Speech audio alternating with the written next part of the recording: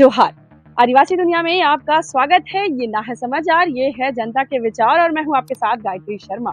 आज है विश्व मत्स्य दिवस। जी हाँ, विश्व स्तर पर मछली पालन इस व्यवसाय को, इस आप बोलिए इस प्रचलन को आज विश्व स्तर पर सभी कोई मना रहे हैं।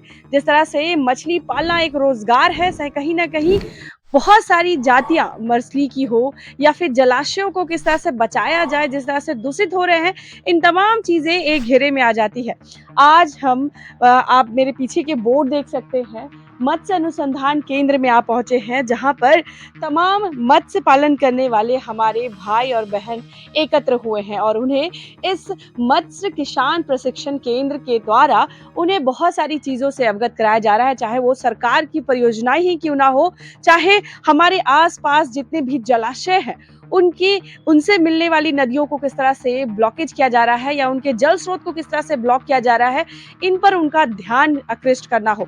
हर मुद्दों को लेकर के आज यहाँ पर एक बड़ी कॉन्फ्रेंस बोलिए या फिर एक सभा आयोजित की गई है, जहाँ कई जिलों से सारे लोग यहाँ पे आए हैं और मछली पालन में अपनी हिस्सेदारी को किस तरह से बढ़ाएँ, अपनी भागीदारी को समाज के लिए चाहे इस क्षेत्र में आए। हम आपको बता दें कि जिस तरह से आज के आधुनिकता भरे दौर में किसान विलुप्त, मछुआरे विलुप्त होते जा रहे हैं, इसके कहीं न कहीं वजह है कि हम अपने जलाशयों को नहीं बचा पा रहे हैं। आदिवासी दुनिया के माध्यम से हम आपको कई नदी नालों के वर्तमान में क्या स्थिति है, ये इससे अवगत करा चुके हैं। पानी किस तरह से दूषित है और वैसे दूषित पानी में मछलियों का रहना या फिर किसी भी जीव का रहना असंभव है। कहीं न कहीं जल संसाधन विभाग को भी इस ओर ध्यान ज़रूर आकृष्ट करना चाहिए।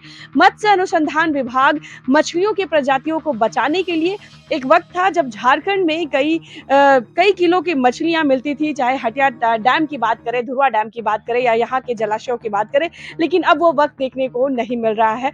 कहीं ना कहीं हर वक्त जैसे ही मानसून खत्म होता है और विंट समर आते हैं, उसके बाद पानी का स्तर काफी नीचे चला जाता है। तो ऐसे में यह जो रोजगार है, जो दूर गांव दराज एरिया में कहीं ना कहीं उनके जीने का, आजीविका का एक साधन बनता है मत्स्य पालन, या एक सवाल के घेरे में आ जा रहा है। एक बड़ा सवाल या निशान भी खड़ा करता है कि आखिर वैसी मछलियां की प्रजातियां कहाँ विलुप्त हो गई जो किसी टाइम पे लोग दूर दूर से यहाँ देखने के लिए आते हैं। तो आज इन सभी मुद्दों को लेकर ध्यान केंद्रित किया गया है और साथ ही साथ हमारे जो मत्स्य किसान हैं उनको और भी नई तकनीकों से अवगत कराया गया है, ताकि इस क्षेत्र में वो बढ़ चढ़ के अपनी भागीदारी सुनिश्चित करे और ये जो प्रजाति विलुप्त हो रही है, चाहे मछुआरों की कहें या फिर हमारे जो जलाशय जिस तरह से विलुप्त हो रहे हैं या फिर मछलियों की प्रजाति जो विलुप्त हो रही है, इसे किस तरह से संरक्षित किया जाए, इन तमाम बातों पर आज यहाँ पर परिचर्चा की जा रही है। तो चलिए हम यहाँ के डायरेक्टर जी से जुड़ते हैं और जानते हैं कि क्या कुछ सौगात आज विश्व मत्स्य पालन दिवस पे मत्स्य पालन में संलिप्त जितने भी किसान भाई बहन हैं उनके लिए है। तो चलिए हम उनसे सीधा जुड़ते हैं। आज बहुत ही महत्वपूर्ण दिन है हमारे लिए। आज के दिन जो है हम लोग विश्व मत्स्य दिवस के रूप में मनाते हैं और इस दिन को हम लोग मछुआरों के कल्याण के लिए, उनके आर्थिक उत्थान के लिए, सामाजिक आर्थिक उत्थान के लिए और जो हमारा वाइल्ड में क्या स्टॉक जो है हमारा जो डैम, जलाशय, नदियों में, तालाबों में जो हमारा मत्स्य की जो प्रजातियाँ हैं उसको कैसे संरक्षित किया जाए, कैसे बचाया जाए, इसके लिए हम लोग इसको याद करते हैं। मछुआरों के कल्याण के लिए विभिन्न योजनाएं भी चलाई जा रही है मत्स्य विभाग की तरफ से, जिसका हम लोग आज चर्चा करते हैं। और साथ ही इस आज के दिन हमारा एक ग्लोबल कॉन्फ्रेंस हमारा गुजरात के अहमदाबाद शहर में हो रहा है, जहां हमारे director doctor H.N.. Dwivedi sir गए हुए हैं और डीडीएफ सर भी गए हुए हैं और हमारे जिला मत्स्य पदाधिकारी जो झारखंड का रिप्रेजेंट वहाँ करेंगे। और इस सारे कार्यक्रमों का उद्देश्य यही है कि हम लोग मछली उत्पादन बढ़ाएं और मछुआरों को सामाजिक और आर्थिक सुदृढ़ करें हम लोग। सर, आज विश्व मत्स्य दिवस है। कहीं ना कहीं अगर हम सिर्फ झारखंड की बात करें तो मछलियों की बहुत सारी ऐसी प्रजातियां हैं जो अब विलुप्त होने के कगार पे आ गई हैं। तो उनके लिए क्या कुछ ठोस कदम आज उठाया जा रहा है? हाँ बिल्कुल, बहुत सारी ऐसी प्रजातियां हैं जो पहले मिलती थी और अब आज के तिथि में हमारे विलुप्त हो चुकी है। उनको संरक्षण के लिए हम लोग उनको प्रजनन सेलेक्टिव ब्रीडिंग भी करवा रहे हैं, उसका संरक्षण करने के लिए। कुछ रूल रेगुलेशन है जो हम लोग बनाने की प्रक्रिया में हैं अभी। जैसे आपको चाटी जाल नहीं चलाना, बहुत सारे जैसे सीड स्टॉक होता है, उस समय हम लोग छोटे मच्छरदानी वाली जाल, जिसको चाटी जाल बोलते हैं, वो चला लेते हैं, जिसके कारण उनका स्टॉक खत्म हो जाता है।